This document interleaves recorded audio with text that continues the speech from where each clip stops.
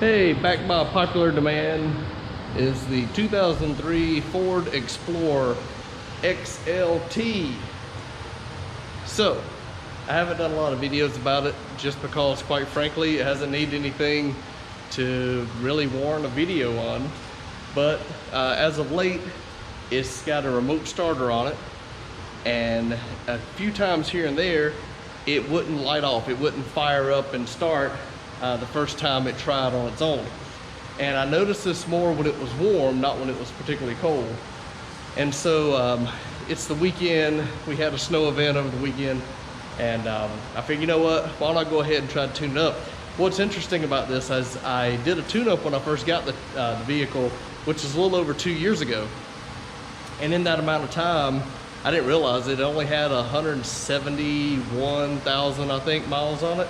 And now it's got 205,000 miles on it. So I didn't realize I'd put over 30,000 miles on these spark plugs. And that's pretty much the issue. So I want to show you what I've got here. I just pulled one of them out just to give you a reference point. I always go with some NGKs just because I like using them, and I actually had a set of these laying around. These are the TR6, part number 4177. This is what I use in all the Mustang 4.6, 5.4 mod motors. So in the Mach 1 and the black TTSaleen, I can use a spark plug. It's fine. At high boost, I use a different spark plug that's a little bit colder, if you will, than this. So I had extra set laying around, which is why I throw them in the Explorer. And it takes the same kind of thread pitching off, you see that. Anyway, these are cheap plugs, a couple dollars a piece, and they work fine. But in reality, they're only good for about 20, 30,000 miles. You need to change them. Hence, we're at about 30,000 miles, and it's starting, I could tell it was running a little rough at idle, had a little bit of a misfire. You could feel a little bit of a shudder at idle. So it's time to change them. So I feel like, you know what, if we're gonna go ahead and change them, let's put the plugs in it that it's really supposed to have, which is what they call the Ford Motorcraft SP500 is the current part number, but it's just super long for Motorcraft Platinum. It's called AGSF22FM. That's one of them, but if you just look up Ford SP500, that'll give you the spark plug that's meant for this 4.0 liter V6 engine in this Explorer. So I want to go over, that's the spark plug you need. They come gapped at 45 thousandths, which is perfectly fine. No need to change the gap on them, and throw them in and you're good to go. From there, it's pretty straightforward. The driver's side is pretty easy to get to. I use a combination of a long extension with a little elbow here and a 5/8 socket, and you can plug it right in, pop it out, pop the new one in. Before you put in the new plug, I always like using some anti-seize lubricant on the threads of the spark plug itself, just a little bit right here on the threads. That just keeps it from binding up and seizing later when you go to take them out, let's say in a couple of years. And also a little mechanics trick you'll learn. I use dielectric grease on a lot of stuff. This is what it looks like. You can get this at pretty much any automotive store. And the trick to this is to put it right around the boot area here. You can get on the tip, it doesn't really hurt, it's fine. You put it right around here, and what the trick is, when you put the boot on, it allows you to get the boot off at a later date without the boot actually sticking to the porcelain of the spark plug. So if you don't have that, you'll see people to go to pull the boot off and they'll wrench on it and get mad and pull on it real hard, and it'll actually tear the boot, or to pull the wire out of the boot. Then you got bigger issues to fix, or a new set of spark plug wires. These wires are relatively new. I got them when I got the vehicle. They're a set of Motorcraft replacement stock wires I put on it. And you'll see they have Motorcraft on them, and they're the 8mm style. So they are the OEM type replacement. Again, when you're doing a tune-up, I'd recommend new plug wires and new plugs. But since I just changed these not 2 years ago and only got 30,000 miles, they are perfectly fine. If your vehicle has 100,000 miles, I'd go ahead and get a new set of OEM wires and put on it. Don't get the aftermarket stuff. Don't get the house brands at O'Reilly's or AutoZone or Advanced Auto. Don't go with those. Go ahead and spend the money, get the OEM style. You can get them from rockauto.com and just look them up and get that is the kind that you want. Be aware that stuff on Amazon can be imitation. Even though it says Motorcraft, it could be a knockoff. So always buy your Motorcraft stuff either directly from Ford, the dealerships, or go directly to like Rock Auto. I've had good success with getting OEM stuff from Rock Auto. Now from there, again, the driver's side is relatively easy to get to. Turn my light so you can see it. Pretty much easy access to those three. You'll notice I've got a valve cover gasket. Looks like it's leaking a little bit. You see telltale signs of it looks wet right around here. So one day I'll get around to changing it.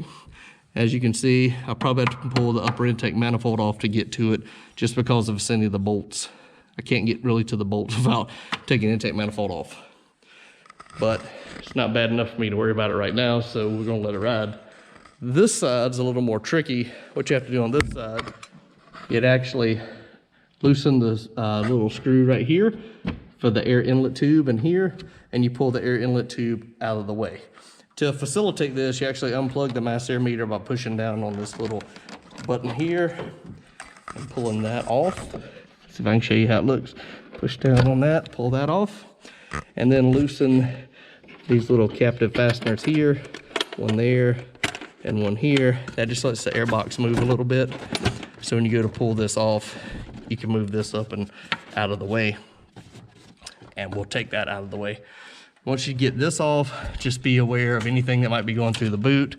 Get it out of the way, unplug this in the valve cover, or out of here, whatever's easier. And then you'll have access to the passenger side. So it's not a big deal, just be mindful of this. Some of these will have a cover on it. I had a cover on mine. I took it off years ago. There's a plastic cover that goes on here, and typically there's like 2 bolts that go down. One's here and one's somewhere in this vicinity. You'll need to loosen those 2 screws and take your cover off if you still have a cover on your 4.0 engine. And from there, we'll take the plugs out. So pretty straightforward. Again, didn't know if I warranted doing a video on it, but I had a lot of people interested in my Explorer videos as of late, and this is just one of the maintenance things. So if yours is getting hard to start, or the gas mileage is starting to suffer, or you notice that idle feels like it's got a little shudder or a shake in it, more than likely it just needs a tune-up. And spark plugs are cheap. Let's see, I don't know if I got my receipt around here, but these plugs aren't very expensive. They're $3 or $4 a piece, I think. So not bad, $6, 6 times $3 or $4 a piece. You're talking less than 30 bucks, easily 20, 30 bucks for a brand new set of spark plugs. Cheap, you know, considering. All right, other than that, this thing could use a bath. And as soon as the weather breaks, all this snow melts away, we'll do another detail on this thing. You could use a polishing and freshen up on the paint.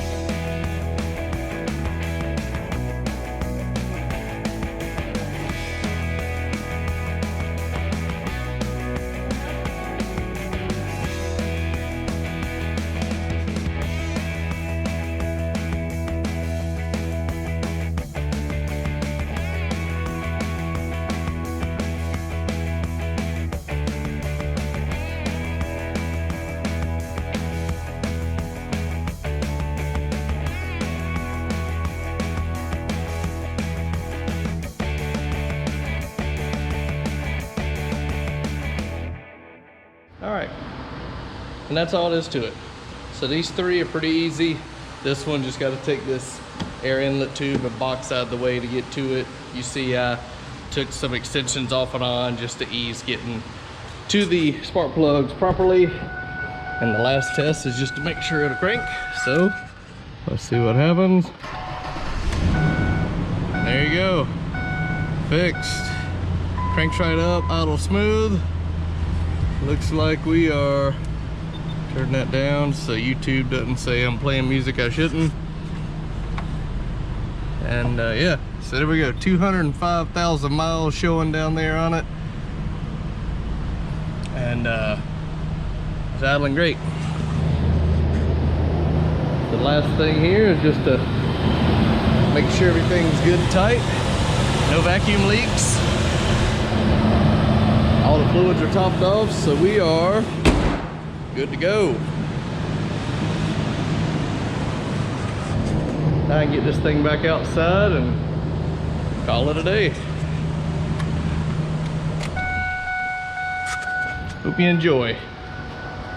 Everybody asked about the Explorer. There you go. Not a lot of cool stuff to talk about, but it is maintenance. So be sure to tune in for more stuff later, like the Charger or the Mustangs. Thanks for tuning in, all you Explorer folks. Hope this helps.